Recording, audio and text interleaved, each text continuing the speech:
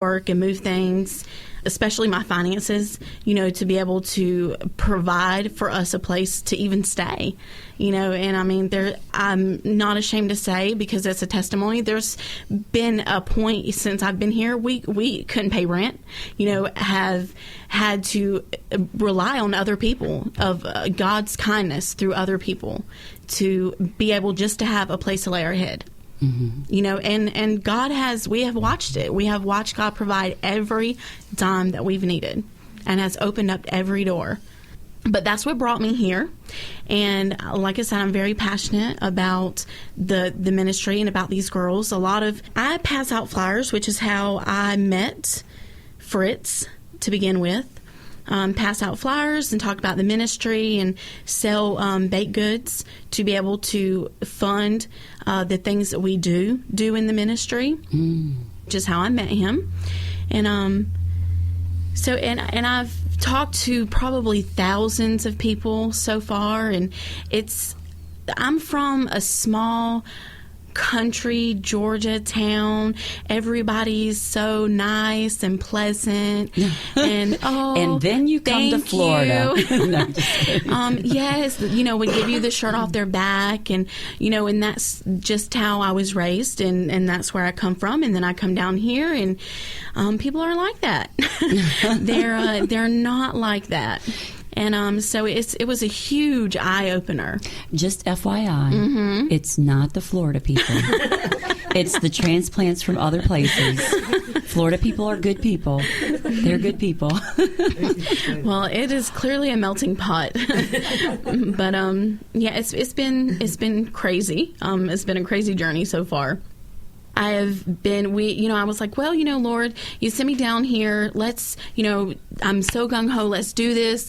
Let's rock and roll. I'm going to contact the churches, and we're just going to, they're going to open their doors and fling it open to help us. It was very disturbing to know that wasn't true. I can honestly say the last place that we got help was not a church, and it's very disturbing. But I really believe that the Lord he takes from the unrighteous to give to the righteous, and that's how our ministry is going to be blessed, is from that. It's not going to be from churches. It's sad to say, but it's not, because you have a lot of Sunday Christians, and that's it. We really enjoy taking it to the streets. Mm-hmm. And if you ever see one of our flyers, I can give you one to put up on your website. But we take it to the streets. We truly take it to the streets, and we get down on their level, and we communicate with them where they are. And we don't judge them. We don't criticize them, because we do know where they've been. We do know how they feel, and we just kind of open our arms and love on them and give them the things that they need. And we want to be able to open a house here in this area, to be able to house 30 women a year, to be able to put them through a program where they can get recovery, they can get healing, and they can rebuild their life from the inside out, because that's what it's really about. Jesus didn't, my mother was just talking about this the other day to someone else, but Jesus didn't sit inside a synagogue in the Bible days or in a church and let people come to him and let the sinners come to him if they want to be saved, or, if they want to be fed, they come there. No, he got out and he walked the roads, and he went from city to city, and he met them where they were. Mm-hmm. And he was Jesus to the least of them. And that's what we strive to do, is to be Jesus to the least of them, and to be able to help them. So we want to do that, and we have a house that we've been praying for, and it's. You have a house picked out. We do. Right? We have a house picked out, and if you go to our Facebook page, it's The Glass Slippers Project in Kissimmee. You can see it. It's actually posted there at the house that we're praying for. It is, I think it's like 8,000 square feet. It'll house about 30 women. It's on 4 acres.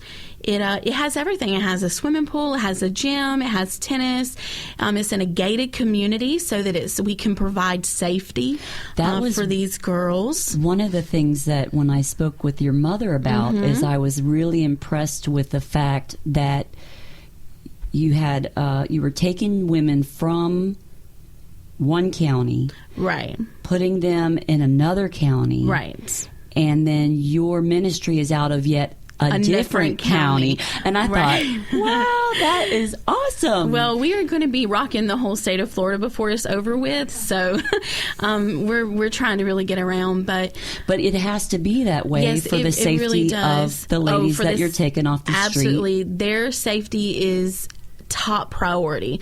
The Dr. Phil show came and did a filming with us and went out on the streets to talk to some of the girls, and there were some points that we asked him not to film, not to get out of the car, not to speak to them, because their safety is priority to us, and that's what it's about. It's not, to me, it's not about the show. You know, Dr. Phil, I love Dr. Phil.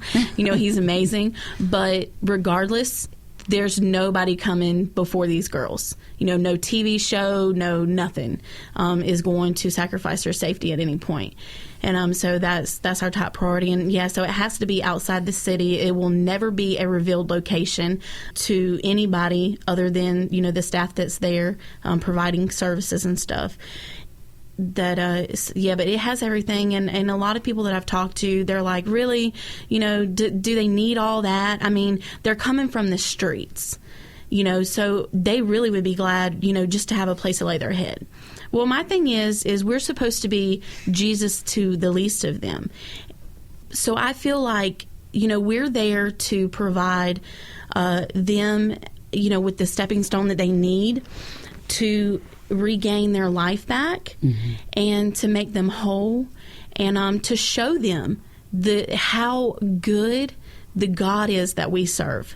And I'm sorry, you know, if you think that, you know, then I apologize, but to me, I serve a great God, you know, and He can provide everything that these women need, and they deserve to know that while they're picking up the pieces of their life, that they can focus on themselves in a nice place, you know, some place that they've never been. They, you know, some of these women, some of these girls that are coming off the street will have never even darted the door of a house that nice, right. You know, and so it's important, you know, it shows a lot. It tells a lot about the God that we serve, you know, that He can provide, and He can take care of everything.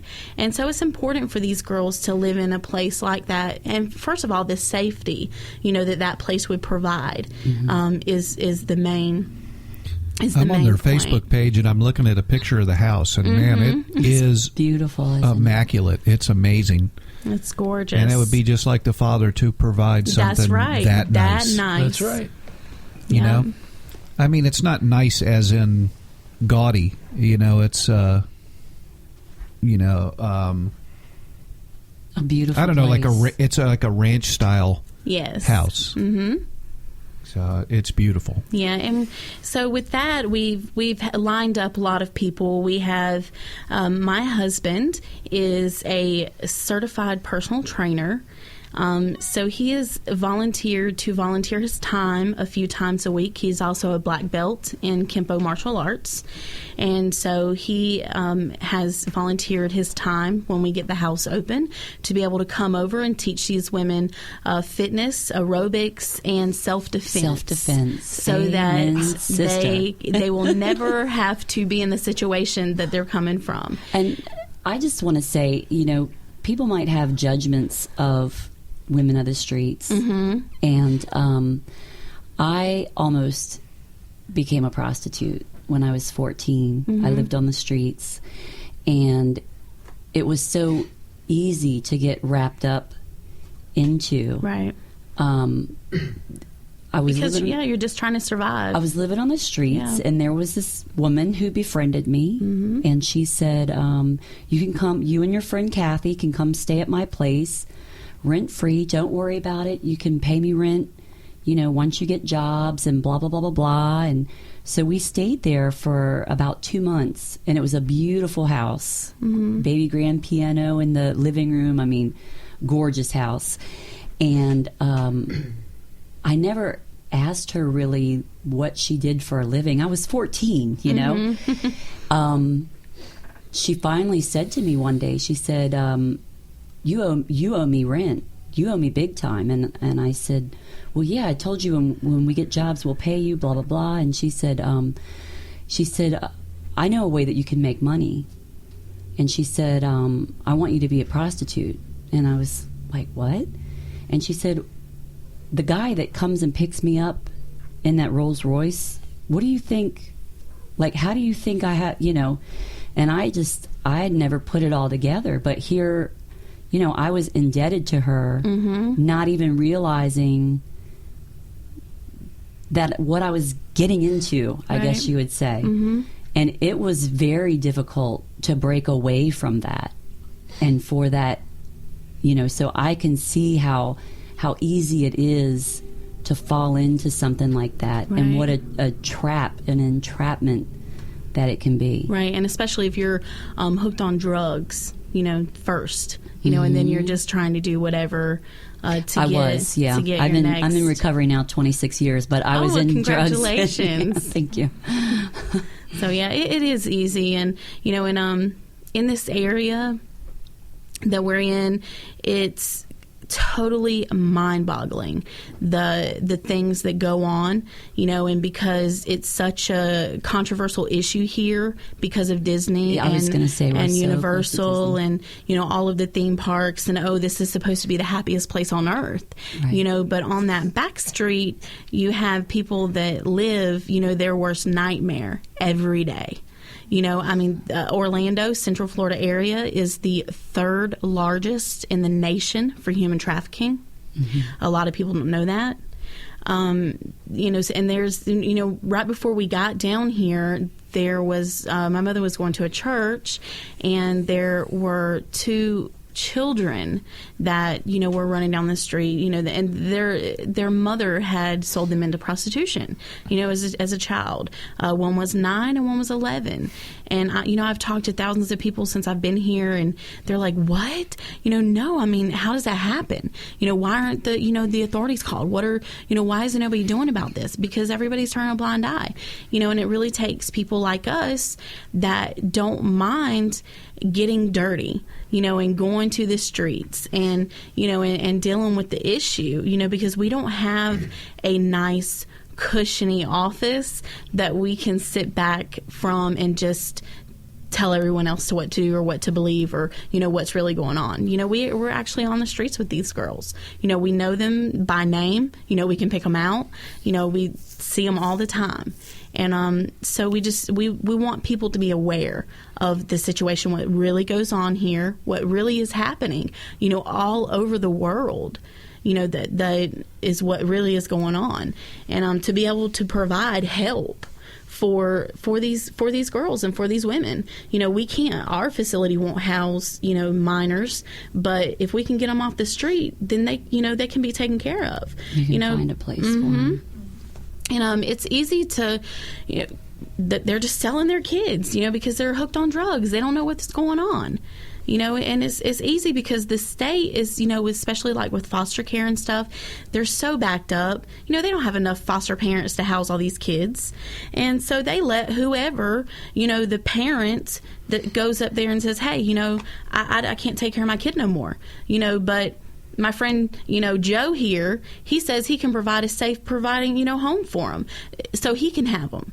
And they're like, okay, just sign here, Joe. Right. And so, he pays her, cash money to be able to house, quote unquote, her child, and turns them into the prostitution. And they get started really, really young. We're out there on the street. We've met. I met in Tampa. We went to an event with Omar Gosh. Was that the washing of the feet? That was. It was the washing of the feet. And my husband got to wash the feet of a 15-year-old prostitute that was living on the street in Tampa. And so it's it's sad. Just because, she didn't have any education. He was talking to her about, was she in school? And she was like, no, but, I heard it's a really nice place. I'd really like to go there someday. She's 15 years old. She should be in school. Yeah. I'm like, and this is 2014. who doesn't go to school?